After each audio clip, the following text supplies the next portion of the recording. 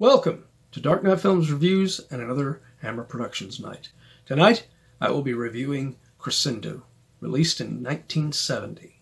Crescendo stars Stefanie Powers, James Olson, Margaretta Scott, Jane Lapotaire, Joss Ackland, and Kristen Lindholm. Crescendo is directed by Alan Gibson. Now this one is written by Jimmy Sangster and Alfred Shaughnessy. And the script on this one is very similar to A Taste of Fear, except there are a few points that I think Taste of Fear did a little better on it. But I will get to that a little bit later. This one stars Stefanie Powers, and I have always really liked Stefanie Powers ever since I saw her in the Man from U.N.C.L.E. spin-off series, The Girl from U.N.C.L.E., which was far too short-lived, I think. I wish that series would have lasted a little longer. And then eventually, playing Jennifer Hart in Heart to Heart, she was, I loved her character in that. So I've always liked Stefanie Powers, and this is like the second film that I have reviewed on this channel starring Stefanie Powers for Hammer. The first being Fanatic. But her role as Susan Roberts is, she is a music student who is doing a thesis on this famous opera composer who his wife, Danielle, played by Margaretta Scott, has asked Susan to come there so that she can write the thesis and she can get the story about her husband from the family, which includes her son, James Olson's character of George Ryman. James Olson, I've liked him as an actor. He's usually playing supporting roles. He very seldom got a major role like this film gives him. I'll always remember James Olson as the Colonel Troutman style character of Franklin Kirby in the Arnold Schwarzenegger film Commando, which I've already reviewed on this channel.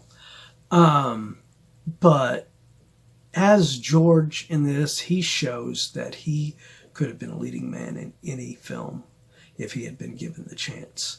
He is very good. He puts so many different emotions and acting abilities into this part. And another special thing that I'll note later in spoilers about James Olson in this.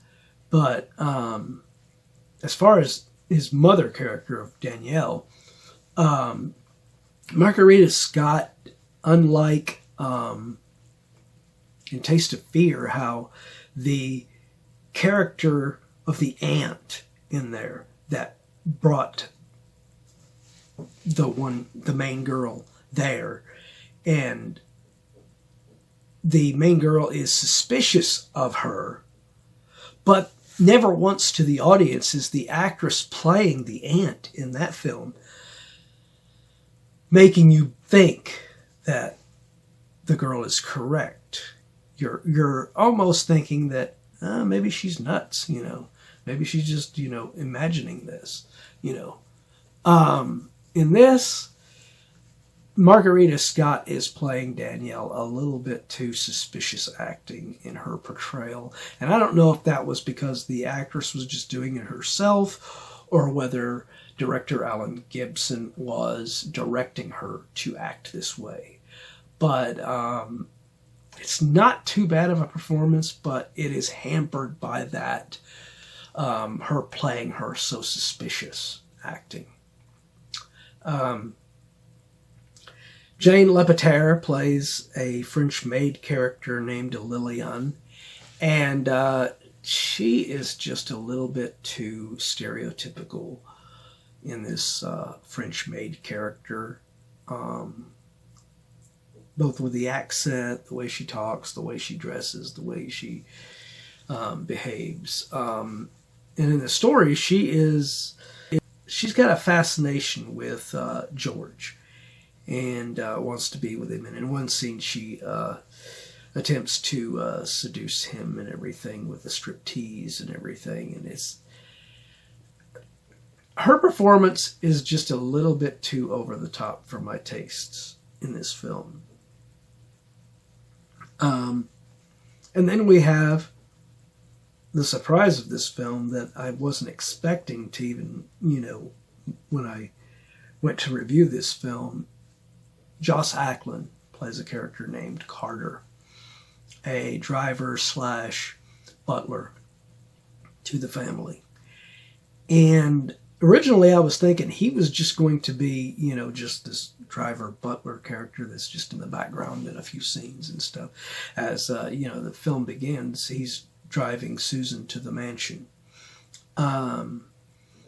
But yes, he does do moments like that where he is there like that, coming in and serving drinks or whatever and asking if they need anything else or something like that, like a butler does and everything. But there's a little bit more to his character.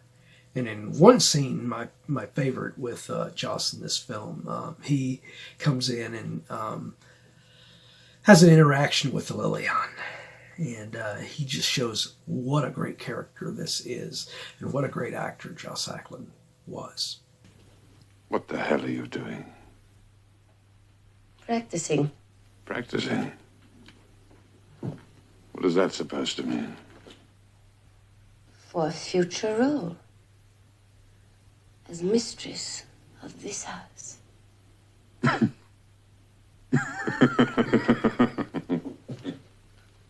You don't think I'm good enough? You're a slut. You'll end up in the gutter where you came from. We recently lost Joss, and he will be missed. I'll always remember Joss Ackland for his villain role in Lethal Weapon 2. But, he had been in so many films other than that. Great actor, and he will be missed. All right, now I'm going to get into spoilers. So if you have not seen this film, I recommend you go leave my review right now, go watch this, and then come back and finish my review after you've seen the film, because I guarantee you it is worth a watch. Now, as far as spoilers, Susan was brought to the mansion. From the get-go, we know that there is an ulterior motive, that Margaretta Scott's Danielle has brought Susan there.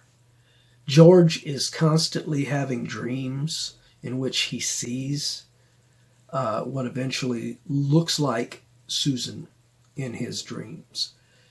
But this turns out to be a character named Catherine, who was his twin brother, Jacques' wife. And he started having an affair with his wife, Catherine. And when Jacques found out about it, he ended up killing Catherine and shooting and putting George in the wheelchair. Now, earlier in the film, you're thinking that it's George that is in these scenes playing the piano for Danielle and just playing and, kind of pretending to be her husband, But it turns out that person starts walking, and then you start thinking, well, maybe George isn't really wheelchair bound. But it turns out that was Jacques. And Jacques has this whole thing where he has been killing dummies. They have been bringing little dummies around him that look like Catherine, and he will destroy them and, just continuously kill them. But that's not enough for them. They wanted to bring in Susan because she resembles her, to get together with Jacques and make him himself again. because he went insane when he found out that George was having an affair with Catherine, and he hasn't been the same since. And that's why I said James Olson gives a really great performance, because he's playing two roles. He's playing George, who is a good guy, and he's playing Jacques, who is a batshit crazy nut. And even then, James Olson plays him realistically. He doesn't go over the top the way that Margaretta Scott does with Danielle.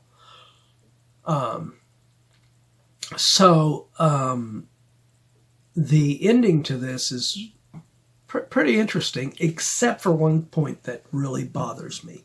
It is apparent that George has a thing for Susan from the get-go. But by the end of the film, she confesses that she is in love with George. And I just think that that was too soon. I just felt like, what?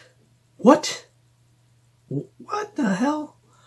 Because none of what she was portraying earlier in the film hinted at her becoming affectionate toward George the way he was about her. So this, all of a sudden, her confessing, I'm in love with you. I know it's foolish. Foolish! It's lunacy. was just too quick and too over. Yeah, it wasn't very believable, I didn't think.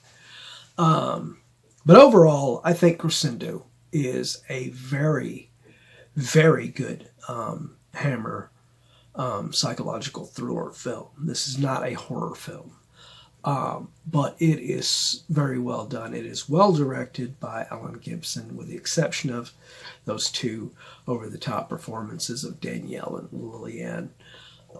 But other than that, this is a really good film with some really great performances from Stefanie Powers, James Olson, and Joss Ackland.